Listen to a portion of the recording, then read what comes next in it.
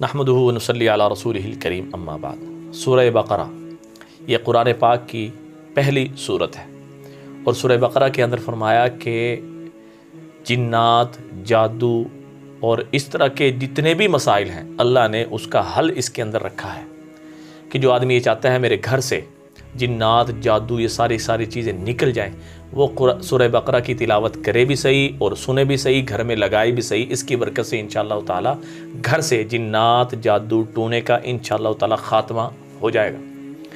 हज़रत जाफ़र सादिक़ रहमतुल्लाह फरमाते हैं कि जिस आदमी ने ख्वाब में देखा कि वो सूरह बकरा की तिलावत कर रहा है तो इसकी दलील ये है कि ये बंदा, अल्लाह पाक इस बंदे को सच बोलने की ताकत अता फरमाएंगे।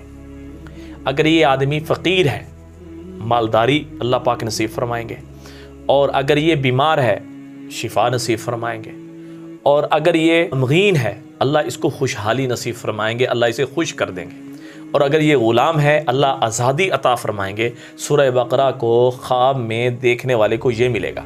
और 3 फ़ायदे इसके और ये हैं। नंबर 1 अल्लाह पाक इसकी उम्र दराज फरमाएंगे, जो काम करेगा अल्लाह उसे मुकम्मल करेंगे, और अल्लाह जल्ल शानहू इसका ख़ात्मा ईमान पर फरमाएंगे। नेकी की बात करना सदका है और नेकी की बात आगे पहुंचाना भी सदका है। इस सदक़े के अंदर हमारा साथ दें, दुआ में याद रखें। अस्सलामु अलैकुम व रहमतुल्लाहि व बरकातुहू।